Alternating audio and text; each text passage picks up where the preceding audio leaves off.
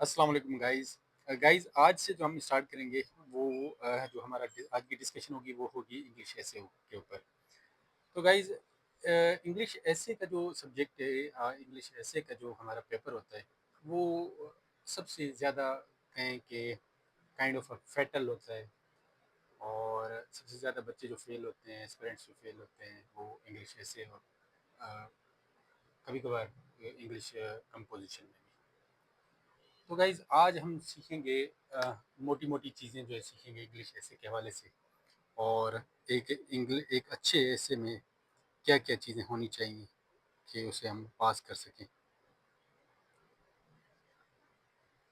तो गाइज सबसे पहले हम ऐसे के हवाले से हम डिस्कस करें तो ऐसे का जैसे पेपर आपके सामने आता है तो पहले पहले हमारा जो पहला पहला काम होता है वो है टॉपिक सिलेक्शन। तो गाइज हमारे पास 10 टॉपिक्स होते हैं। तो 10 में से हमेशा टॉपिक जो हम सिलेक्ट कर रहे हैं, जो भी ऐसे हम सिलेक्ट करने जा रहे हैं, तो वो ऐसा होना चाहिए जिस पर आपको मुकम्मल एक जो है ना अबूर हासिल हो और जिसकी आपके पास कंप्लीट एक इन्फॉर्मेशन हो, जिस पर आप बेहतर समझ सकते हो कि जो है ना अपना जिस जिस पर आप बेहतर लिख सकते हो, जिस पर आप समझें कि मैं इस पर ना अपना बेस्ट दे सकता हूँ, तो टॉपिक वही होना चाहिए। तो कोई भी ऐसा टॉपिक ना लें जिसमें आप ये समझते हैं कि जो है ना आपको ये लगता है कि मैं इससे कन्विंस कर पाऊंगा चेकर को, लेकिन आप उसमें फिर आगे जाके जो है ना अपना ना कर पाए। तो गाइज बेसिकली अब ये समझेंगे कि ऐसे पहली बात तो ये है क्या।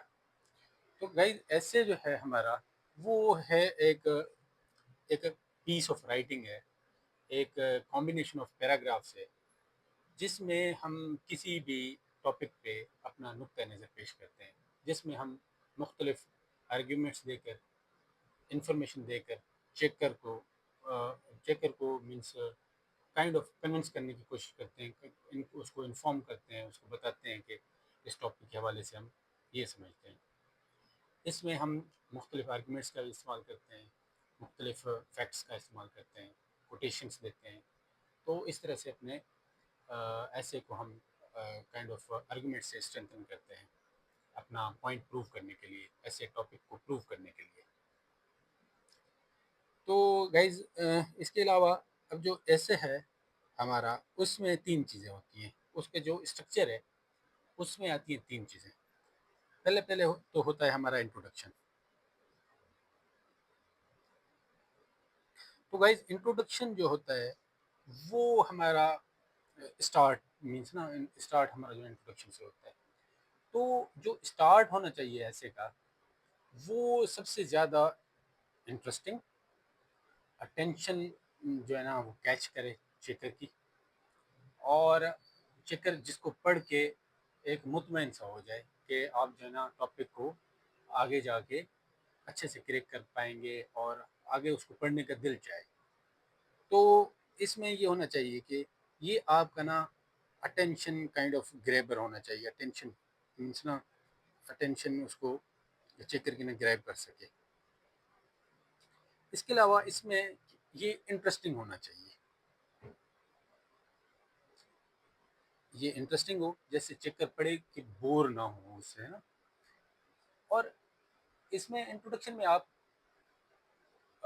इसमें अगर आपको कोई कोटेशन आती है टॉपिक के हवाले से वो आप ज़रूर दें, क्योंकि कोटेशंस जो होती है वो बड़े बड़े फिलोसफर्स आथर्स या इनकी होती है, तो वो एक बड़ा जो है ना आर्गूमेंट आपके आर्गूमेंट्स को, आपके ऐसे को, आपके इंट्रोडक्शन को बहुत ज़्यादा जो है ना अपना काइंड ऑफ आपके आर्गूमेंट्स को सॉलिडिफाई करते हैं।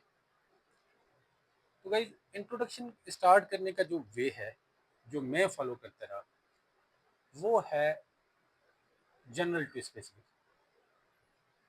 तो guys general to specific means इसमें आप ये कर सकते हैं कि general to specific, for example आपका टॉपिक है general to specific. For example आपका टॉपिक है कोई, let's say climate change.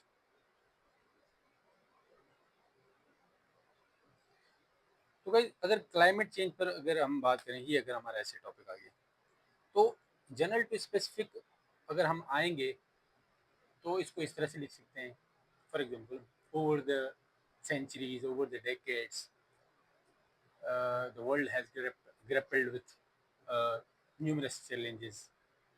Climate change is the most pressing of all. तो अब आप इसमें देखेंगे कि हम शुरू में लिख लेंगे over the centuries the world has grappled with numerous challenges, means दुनिया को बेशतर जो है ना चैलेंजेस का सामना है, लेकिन उनमें से क्लाइमेट चेंज जो है ना सबसे ज़्यादा प्रेसिंग है, सबसे ज़्यादा। तो भाई इसमें आपको एक फील होगा कि हम जनरल टू स्पेसिफिक आ रहे हैं। तो जनरल टू स्पेसिफिक में ये होता है कि आप एक इंटरेस्ट क्रिएट करते हैं, एक पढ़ने वाले के लिए एक इंटरेस्ट डेवलप करने का एक वे बनता है वो। तो ये अच्छा वे है कि स्टार्ट करने का। तो इसी तरह से नेक्स्ट अपने लेक्चर्स में आगे आने वाले लेक्चर्स में जो है ना हम मुख्तलिफ जैसे ऐसे डिस्कस करेंगे, तो उसमें से हम देखेंगे कि जनरल टू स्पेसिफिक हम कैसे जाते हैं मुख्तलिफ टॉपिक्स में। तो गाइज इसके अलावा इंट्रोडक्शन में जो है आपका आता है थीसिस स्टेटमेंट, जो हम एंड पे देते हैं। तो गाइज थीसिस स्टेटमेंट में आपका होता है ये एक मीन्स आपका सेंट्रल आर्गुमेंट होता है आपका ऐसे का, आप ऐसे का किस मीन्स किस पॉइंट के अराउंड रिवॉल्व करेगा आपका ऐसे, आपके थॉट्स, आपके आर्गुमेंट्स। तो ये एक उनकी एक थीसिस स्टेटमेंट उसका काइंड ऑफ उनकी एक समरी होती है। तो ये जो है ना गाइज ये लिखा होता है अभी, तो जो ऐसे जाते हैं अगर पीएमएस सिंध के देखेंगे या तो उसमें तो लिखा होता है कि थीसिस स्टेटमेंट आप ऐड करें, तो सीएसएस में भी तो ऐड करना होता है आखिर में इंट्रोडक्शन में। तो गाइज इस तरह से आपने इंट्रोडक्शन बनाना है। तो मज़ीद ये है इंट्रोडक्शन के मीन्स ना काइंड ऑफ इसेंशियल्स जो कि आपके इंट्रोडक्शन में होने चाहिए। मज़ीद जैसे जैसे हम आगे बढ़ेंगे अपने लेक्चर्स में, तो हम उसमें अपना उनमें देखेंगे कि कैसे जनरल टू स्पेसिफिक जाते हैं, कैसे उसमें अपना फैक्ट्स ऐड करते हैं, एग्जांपल्स कैसे लिख सकते हैं, कोटेशन कैसे लिखनी है, थीसिस स्टेटमेंट कहाँ लिखनी है, कैसे लिखनी है। तो ये चीज़। तो second and the most important वो है बॉडी ऑफ ऐसे, बॉडी। तो गाइज आपके जो जो आपका ऐसे होता है उसकी बॉडी जो है इंट्रोडक्शन और कंक्लूजन को छोड़ के बाकी उसकी बॉडी है। तो गाइज ये जो आपका ऐसे है उसका 90% जो है ना काइंड ऑफ कह सकते हैं कि वो बॉडी पे मुश्तमिल होता है। आप ऐसे के बॉडी में सारे अपने आर्गुमेंट्स पेश करेंगे,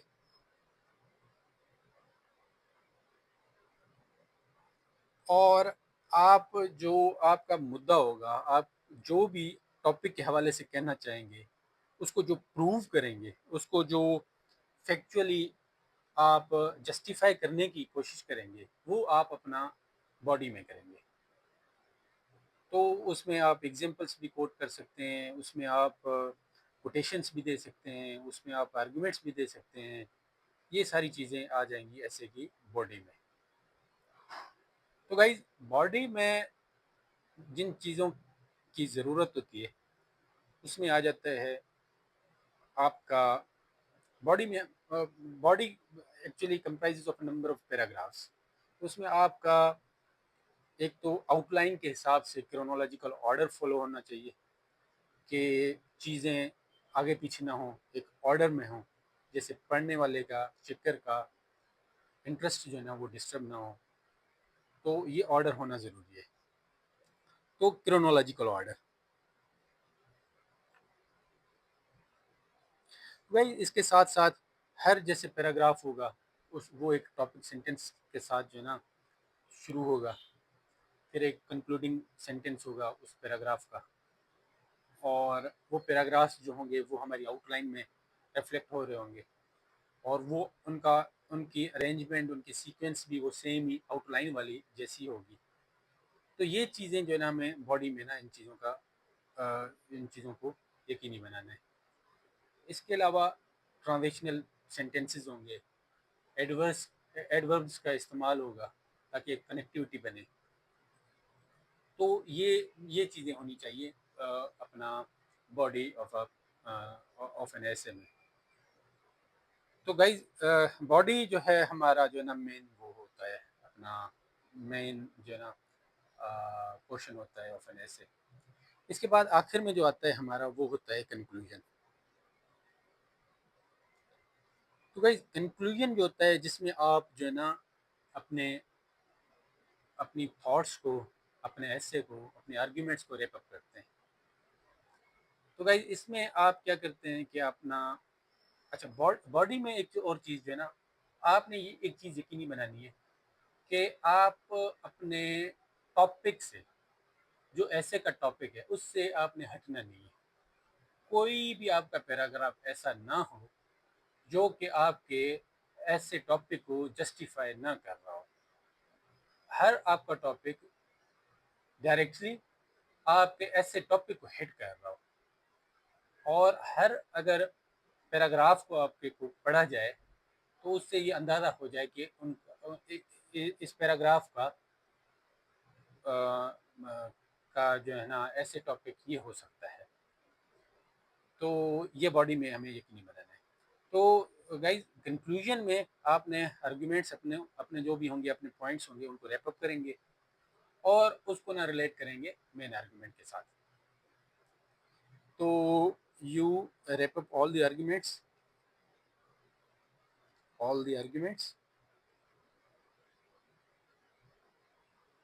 और उनको relate those arguments with the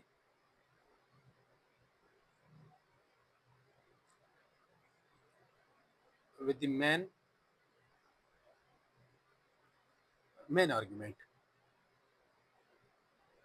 तो गाइज इसमें ना आप करेंगे। तो गाइज इसमें इस तरह से आपको ना अपने ऐसे को कंक्लूड करना है। अगर आपको इस हवाले से टॉपिक के हवाले से कोई कोटेशन वगैरह भी आती है तो कंक्लूजन में आप वो ऐड भी कर सकते हैं। इसके अलावा दोस्तों अगर आप हम आए कि ऐसे की राइटिंग में एसेंशियल्स क्या होने चाहिए, ऐसे हमारा जो है उसमें एसेंशियल्स ऑफ अ गुड ऐसे उसमें क्या क्या चीज़ें होनी चाहिए। Number one is the clarity. आपके आइडियाज़ जो हैं वो your ideas should be clear. आपके आइडियाज़ क्लियर होने चाहिए। कोई वेग आर्ग्यूमेंट्स आपका ना हो, कोई आपकी लैंग्वेज ऐसी ना हो कि जो चेकर पढ़े और उन्हें समझ ही ना लगे कि कहना क्या चाहता है। तो जैसे ही जहाँ पे भी वो आपके आर्ग्यूमेंट्स, आपकी लैंग्वेज, आपके कंफ्यूज थॉट्स की वजह से रुकेगा तो आपका उसमें नुकसान है, आपको फेल भी वो कर सकता है। तो गाइस इसमें आपके आइडियाज़ क्लियर होनी चाहिए, आपकी लैंग्वेज क्लियर होनी चाहिए, लैंग्वेज शुड बी क्लियर। और कोशिश करें ये कि सिंपल सेंटेंसेस और इस का इस्तेमाल करें। सिंपल सेंटेंस ऐसा नहीं है कि आप कॉम्प्लेक्स इस्तेमाल नहीं कर सकते, आप कर सकते हैं, लेकिन कॉम्प्लेक्स पे आपको जब कंप्लीट अबूर हो तब वो आप लिखें, वरना सिंपल सेंटेंसेस डायरेक्ट हों जो आर्गुमेंट्स को हिट करें, आपके टॉपिक को हिट करें, उनका इस्तेमाल करें। तो भाई क्लैरिटी आप इस तरह से ला सकते हैं। सेकेंडली आपका आता है कोहेरेंस। तो भाई कोहेरेंस है आपका ना फ्लो का नाम। एक आपके पैराग्राफ्स में एक लॉजिकल फ्लो होना चाहिए।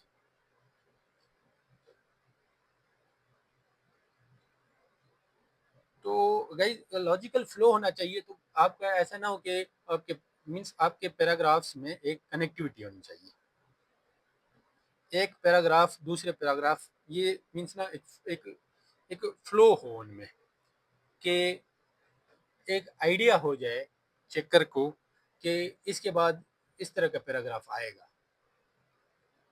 तो गाइस ये एक मीन्स ना कोहेरेंस होनी चाहिए, फ्लो होना चाहिए। अगला सी जो है हमारा वो है कंसिस्टेंसी।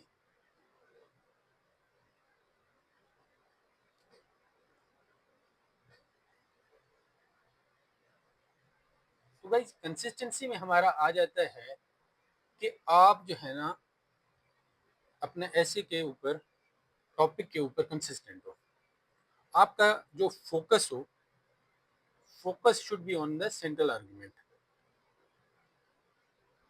जैसे मैंने पहले आपको बताया कि बॉडी में आपके, ऐसे ऐसे की बॉडी में, कि आपका जो है हर पैराग्राफ आपके सेंट्रल आर्गुमेंट और आपके ऐसे टॉपिक के अराउंड रिवॉल्व कर रहा हो। तो गाइस इसमें focus should be on the central argument, इसमें कंसिस्टेंसी होनी चाहिए, आप इधर उधर की बात ना करें। तो इसमें ये चीज़ करनी है। इसमें कंसिस्टेंसी में, कंसिस्टेंसी मीन्स ना कंसिस्टेंसी ऑफ थॉट्स की हम बात कर रहे हैं। So you should avoid contradictions.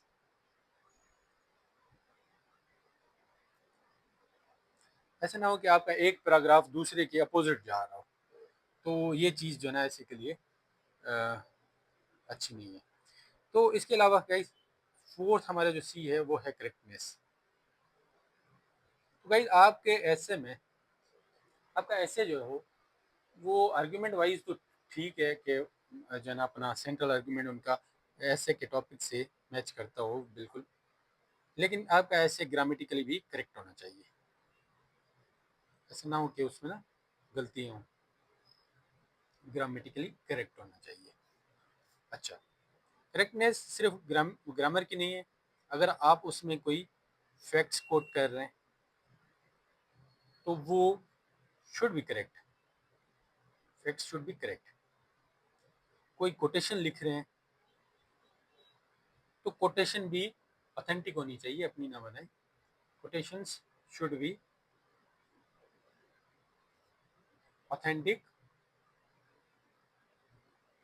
अगर उसमें कोटेशन में ही कोई फैक्चुअल या कोई फिगर का फिगर मीन्स मेंशनड है तो वो करेक्ट होनी चाहिए। तो गाइज नंबर जो फिफ्थ है हमारा सी है वो है कंसाइजनेस। तो गाइज कंसाइज हमारी जो जो आर्गुमेंट्स हों वो डायरेक्ट हो, ब्रीफ हो, कंसाइज हो। कंसाइजनेस के की जो माना है वो यहाँ पे आप समझें कि अवॉइड अननेसेसरी रेपिटेशन। आप सेम ही चीज को रिपीट ना कर रहे हो बार बार, कि आप उसको रिफ्रेश करके सेम ही चीज को बार बार लिखी जा रहे हैं वर्ड्स पूरे करने के लिए, तो ये चीज ना हो। तो आपको अननेसेसरी वो रिडंडेंसी जैसे होती है वो आपने खत्म करनी है। तो अननेसेसरी रेपिटेशन खत्म करनी है। कंसाइज होनी चाहिए आपका थॉट्स, आपका आर्ग्यूमेंट जो कंसाइज हो, बार बार रिपीटेशन ना हो, बार बार चीज़ें रिपीट ना हो रही हो।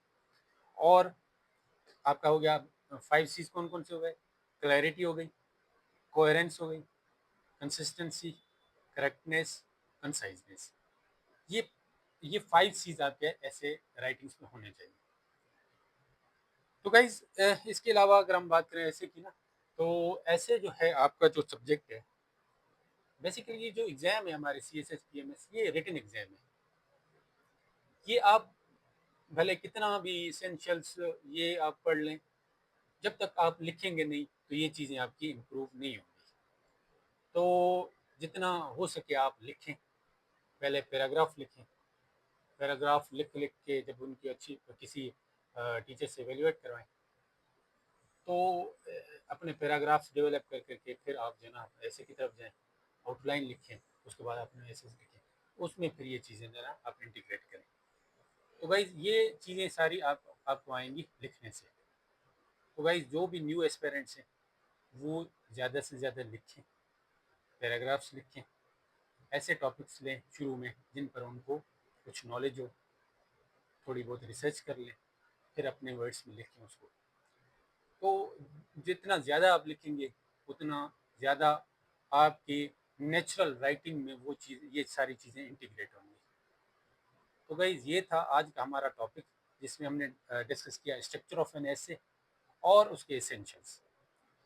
अगले जो हमारे लेक्चर्स आएंगे गाइज उसमें हम डिस्कस करेंगे, मुख्तलिफ टॉपिक्स डिस्कस करेंगे, ऐसे टॉपिक्स, और उसमें हम देखेंगे कि इंट्रोडक्शन उसका कैसे लिखना है और उनकी आउटलाइन कैसे बनानी है, उनका कंक्लूजन कैसे लिखना है, उनका उनमें कोटेशंस कैसे ऐड करनी है, उसमें फैक्ट्स कैसे देने हैं, आर्गुमेंट्स कैसे देने हैं, ये सारी चीज़ें जो है ना हम डिस्कस करेंगे।